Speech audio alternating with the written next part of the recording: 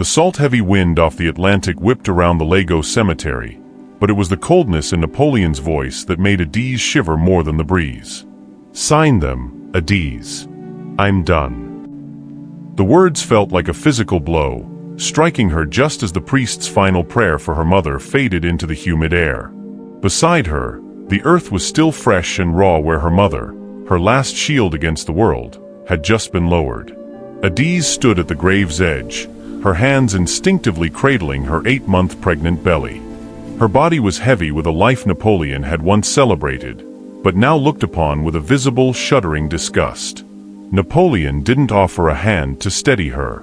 Instead, he thrust a manila envelope toward her, the sharp corners of the paper pressing against her maternity dress. "Divorce papers, served over a casket. You're a bookkeeper's daughter, Adiz," he sneered, his designer suit gleaming even in the overcast light. Beside him, his mother, Mrs. Thabisa, adjusted her silk veil with a practiced flick of her wrist, her eyes as vacant and hard as the headstone surrounding them. "You were a phase, a humble little experiment.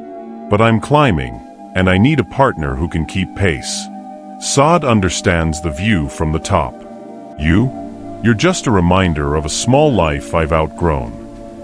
Behind him, Saad leaned in, her lips curled into a smirk that didn't reach her predatory eyes.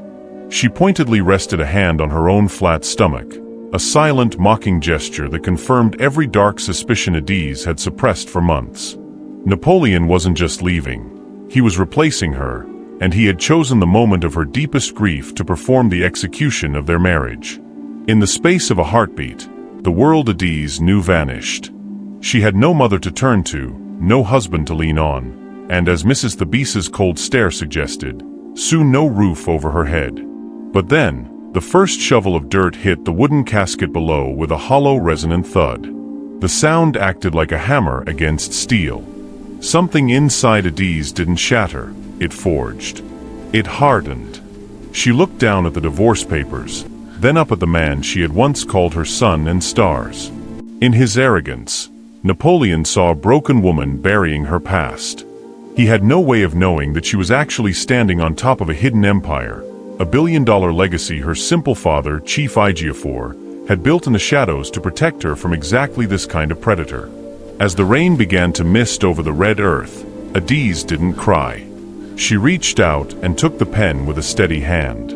They thought they were finishing her, but as she looked at the grave, she realized her father had trained her for this. The bookkeeper's daughter was dead. The billionaire's heir had just been born. In this video, you will learn why underestimating simple people is a fatal mistake. You will see how Napoleon's arrogance blinded him to the fact that Chief Ejiofor wasn't just a bookkeeper. Betrayal at your weakest moment forges the strongest steel. Classism and greed lead to self-destruction, and how strategic patience wins the long game. If you're just tuning into this channel, please subscribe, give this video a thumbs up, and don't forget to share with your friends and family. And tell us where you're watching from in the comments section. The heavy iron gates of the Napoleon estate didn't just close behind Adiz. They clanged with a finality that felt like a guillotine. Within hours of the funeral, Mrs. Thabisa had moved with predatory efficiency, treating the transition with the same cold calculation she used for her social calendar. "This house is for those who contribute to the family legacy, not for the daughter of a bookkeeper who brings nothing but a heavy belly and tears," the older woman had sneered, her voice devoid of the fake grace she performed in public. Adiz stood on the curb, her fingers white-knuckled around the handle of a single suitcase. Napoleon hadn't even looked out the window as her Uber pulled away, leaving her to the suffocating humidity of a Lagos afternoon that felt as bleak as her future. She retreated to her father's modest home in Surulere, a place Napoleon always called a shack despite its pristine upkeep and the dignity it held. The silence of the house was a physical weight, smelling of old parchment and the lavender soap her mother had loved. Her grief was now a double-edged sword, the fresh loss of her mother's warmth and the lingering absence of her father's steady hand. As she sat in Chief Ejiofor's cramped study, her 8-month pregnancy making every movement an ordeal, she felt the walls closing in. The Okonkwo's, or rather Napoleon's people, were right.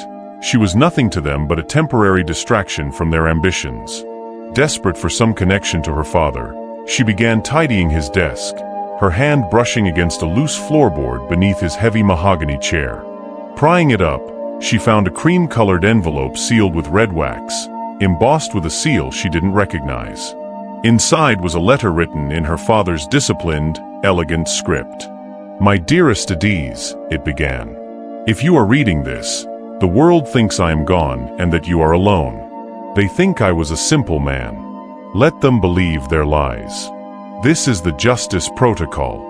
You were never meant for a small life, but I needed to know the man you married loved the girl, not the gold. If he has failed you, use what is in safe deposit box 447. Do not weep, my lioness. The hunt is just beginning." The dusty street in Suralere felt like a different world from the manicured lawns of the estate Adiz had been forced to flee. She arrived at the unassuming office of Barrister Olyamide, her father's oldest friend, clutching the cream-colored envelope like a lifeline. The office smelled of old law books and peppermint, a comforting contrast to the cold, sterile atmosphere of the life Napoleon had chosen with Saad. Olyamide, a man whose face was a map of wisdom and shared secrets, rose to greet her with a gravity that made the air in the room feel thick. "Your father was a man of many layers, Adiz," Olyamide began, his voice a low rumble as he adjusted his spectacles. He didn't offer platitudes about her grief. Instead, he placed a heavy leather-bound ledger on the desk between them. Napoleon and Mrs. Thabisa saw a bookkeeper. They saw a man who lived within his means and kept his head down. They were blinded by their own greed. He opened the ledger, and Adiz's breath hitched. The columns weren't filled with the modest accounts of local shops, but with diversified portfolios, international holdings, and trust funds that spanned 3 continents. As Olyamide spoke, the truth of Chief Ejiofor's existence unspooled. He hadn't been a mere bookkeeper. He was the architect of a shadow empire. He had built a billion-dollar legacy in silence, intentionally living a simple life to ensure that anyone who sought his daughter's hand did so for her heart, not her bank balance. "The Justice Protocol isn't just a fund," Olyamide explained, sliding a bank token across the desk. "It is a fortress. This wealth is structured so that no spouse, no in-law, and no predator can touch a single cent. It belongs solely to you and the child you carry."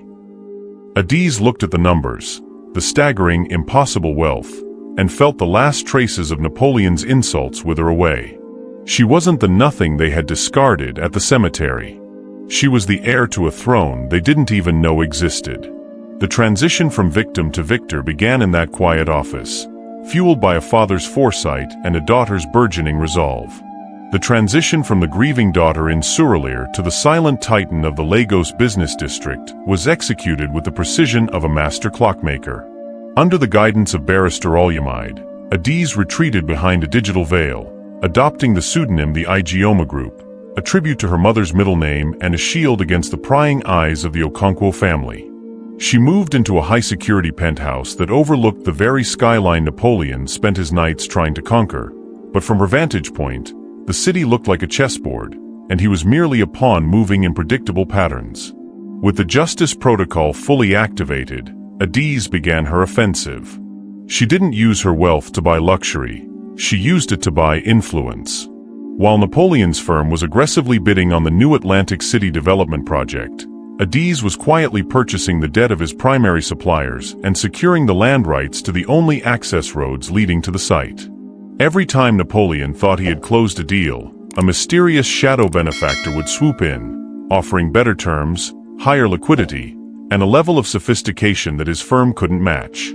At the office, Napoleon became obsessed with this new rival. He spent late nights staring at market reports, his frustration boiling over as he tried to identify the ghost outmaneuvering him. He bragged to Saad and Mrs. Thabisa about the big fish he was hunting, unaware that the bait had been set by the woman he had discarded at a cemetery. Adiz watched his descent into desperation through encrypted feeds, her belly growing as her financial empire expanded. She wasn't just making money, she was suffocating his ambitions, one contract at a time. To the public, she was still the vanished simple widow, but in the glass towers of Victoria Island, her pseudonym was whispered with a mixture of awe and terror. The trap was being laid with meticulous patience, and Napoleon, blinded by his own ego, was walking straight into the center of it.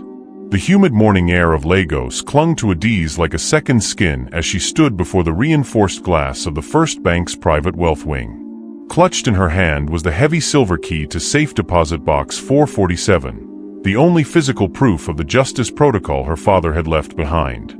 After the humiliation at the cemetery and the cold eviction from Napoleon's home, she felt like a ghost haunting the edges of her own life. But as the vault door groaned open, releasing a scent of chilled steel and old secrets, the atmosphere shifted. Barrister Olyamide stood beside her, his presence a silent anchor. Inside the small metal drawer lay a single black leather-bound ledger and a series of stock certificates that seemed to hum with untapped power. Adiz watched, her heart hammering against her ribs, as Olyamide began to speak in the hushed tones of a man reciting a sacred text. He didn't speak of small savings or a bookkeeper's pension. He spoke of early investments in telecommunications, vast tracts of undeveloped land in Lekki, and offshore holdings that had compounded in silence for decades. Your father, Chief Ejiofor, was never just a bookkeeper for the elite, Adiz, Olyamide whispered, sliding a summary sheet across the table. He was their financier. He was the shadow that kept their empires from collapsing, and in return he built a throne for you that no one can see. Adiz's eyes blurred as she looked at the bottom line. $1 billion. The number was so large it felt abstract, yet the implications were razor-sharp. Napoleon had called her nothing and a drag on his ambition. Mrs. Thabisa had treated her like a charity case they were finally discarding. They had left her at a grave, thinking she was buried. They had no idea she was actually planted. As she ran her fingers over the embossed seal of the Ejiofor estate, the vulnerability of her pregnancy transformed into a fierce protective heat. She wasn't just a grieving orphan anymore. She was a titan in waiting. The justice protocol wasn't just about money. It was a blueprint for meticulous public dismantling of the people who had mistaken her father's humility for weakness. The transformation of Adiz was not merely a change of wardrobe or bank balances. It was a total reconstruction of her soul into something diamond-hard and impenetrable. From her private sanctuary, she watched through digital screens as Napoleon's firm began to flounder, his desperate climb for status hitting the glass ceiling of Lagos's true power players. He was hungry, and hunger made him predictable. Using a shell corporation that whispered of ancient wealth and international influence, Adiz began to lay the bait. To the public, she was the mystery benefactor, a reclusive titan who had recently consolidated $1 billion portfolio. The invitations were the first strike. They were delivered by couriers in tailored black suits, not to the mailboxes, but directly into the hands of the invitees. Each envelope was made of heavy cream-colored vellum, sealed with the embossed crest of the Ejiofor estate, a lioness in repose. Inside, the card invited Napoleon and Saad to an exclusive partnership gala at the Oriental Hotel, promising an evening of investment opportunities that could save Napoleon's failing reputation. To Napoleon, it looked like a lifeline from a goddess of finance. To Adiz, it was a summons to a slaughterhouse. As she sat in her office, the light reflecting off the high-security bank token on her desk, Adiz felt the kick of Nonso in her womb. "Almost time, my son," she whispered, her voice like velvet-wrapped steel. She had meticulously curated the guest list to include every person who had watched her humiliate at the cemetery and remained silent. She had invited Mr. Wafula, the telecommunications giant, to act as her witness. Napoleon would come, driven by the greed that had replaced his heart.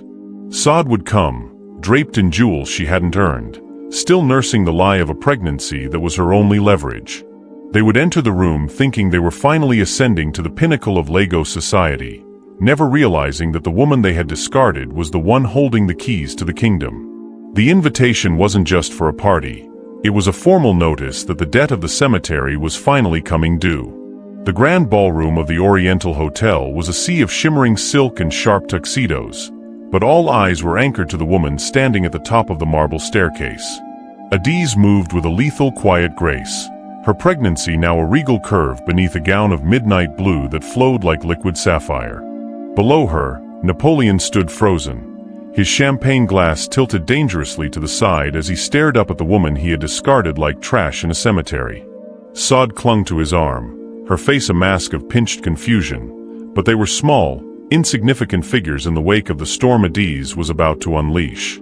The room's chatter died a sudden cinematic death as the heavy double doors at the far end of the hall swung open. A path cleared instantly, a silent wave of respect rippling through the crowd as Mr. Wafula, the legendary telecommunications magnate and the undisputed king of African industry, entered the room. Napoleon straightened his tie, a hungry, sycophantic smile spreading across his face. He had spent years trying to get a 5-minute meeting with Wafula. This was the moment he believed his ambition finally deserved. Napoleon stepped forward, hand outstretched, ready to deliver his rehearsed pitch. But Mr. Wafula didn't even blink as he brushed past him, his focus locked onto the staircase. To the collective gasp of every socialite in Lagos, the titan of industry stopped at the foot of the stairs and inclined his head in a deep, unmistakable bow. "The daughter of the lion has finally stepped into the light," Wafula's voice boomed, carrying across the silent ballroom. He reached out, not to shake a hand, but to offer his arm to Adiz. "It is an honor to stand beside the true chair of the Ejiofor Empire. My resources are, as always, at your command, madam." The sound of Napoleon's champagne glass shattering against the marble floor was the only thing that broke the silence.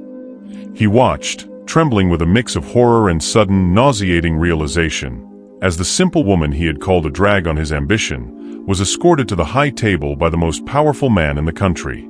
Adiz didn't look back. She didn't need to. The predator had become the prey, and the endorsement of the king had just sealed the Okonkwo family's fate. The grand ballroom of the Oriental Hotel was a sea of shimmering silk and clinking crystal, but the air turned ice-cold the moment Adiz stepped onto the podium. Napoleon stood in the front row, his chest puffed out with the unearned arrogance of a man who thought he was about to partner with a mystery billionaire. Beside him, Saad adjusted her gown, her hand still playing the part of a pregnant woman, while Mrs. Thabisa scanned the room with a predatory, elitist pride. They were smiling, unaware that they had walked directly into a meticulously set trap. "Tonight isn't just about charity," Adiz's voice rang out, amplified and steady, vibrating with a power that silenced the 500 guests. "It is about the cost of betrayal and the price of a lie." With a sharp click of a remote, the massive digital screens behind her flickered to life. The room gasped in unison. There, in high-definition clarity, were the Saad files. The first image wasn't a business proposal. It was a medical report from a private fertility clinic, dated 2 weeks before the cemetery divorce, clearly stating that Saad was not and could not be pregnant. The silence in the room became heavy, suffocating Napoleon as the screen scrolled through a series of intercepted emails between him and Mrs. Thabisa. The text was damning, detailing their plan to discard the bookkeeper's daughter once they had milked the last of what they thought was her small inheritance, only to replace her with Saad to secure a fake heir. Adiz watched from the stage as the blood drained from Napoleon's face. The Saad files shifted to security footage of Saad removing a silicone pregnancy belly in a dressing room, laughing about how easy it was to manipulate him. The elite of Lagos, the very people the Okonkwos spent their lives trying to impress, began to whisper and recoil. The projection was a clinical execution of their reputation. Adiz stood tall, her 8th-month silhouette cast against the evidence of their ruin. She wasn't just exposing a lie. She was dismantling a dynasty of greed in front of the only audience that mattered to them. The hunt was over, and as the screens went dark, the light of their social standing died with it. The golden light of a setting sun flooded through the floor-to-ceiling windows of Adiz's new executive suite, casting long, sharp shadows across the mahogany desk that had once belonged to Chief Ejiofor. Outside, the Lagos skyline was a glittering testament to the power she now wielded. The silence of the room was broken only by the ragged, desperate breathing of Napoleon, who sat humbled in a chair that seemed to swallow him whole. He looked nothing like the arrogant man who had served divorce papers at a graveside. His expensive suit was wrinkled, his prestige had evaporated, and his eyes were bloodshot with the realization of what he had thrown away. "Adiz, please," he stammered, his voice cracking as he leaned forward. "The firm is collapsing. My mother, She's losing the estate. We didn't know. If you could just grant me a seat on the board, or even a small percentage of the foundation's holdings. I'm the father of your son. For the sake of Nonso, don't let me drown. Adiz looked at him, and for the first time, she felt absolutely nothing. No anger, no bitterness, just a profound, chilling clarity. In her arms, little Nonso stirred in his sleep, a perfect blend of resilience and innocence. She didn't raise her voice. She didn't need to. The justice protocol had done its work with surgical precision, stripping Napoleon of his influence while shielding her heart. You didn't want a partner, Napoleon. You wanted a ladder, she said, her voice as steady as the empire she now managed. You called my father a simple bookkeeper, yet it is his simplicity that has saved me, while your ambition has destroyed you. You aren't asking for a piece of the empire for Nonso. You're asking for yourself. She stood up, the movement graceful and final. She didn't offer him a check or a second chance. Instead, she adjusted the blanket around her son and walked toward the door, leaving Napoleon alone in the darkening office. She was no longer the woman who needed a shield. She was the shield. As she stepped into the hallway where Barrister Olyamide waited with the evening's philanthropic reports, Adiz knew her father's legacy wasn't the $1 billion in the bank. It was the strength to walk away from a man who saw her value too late, and the wisdom to build a world where her son would never have to hide his light.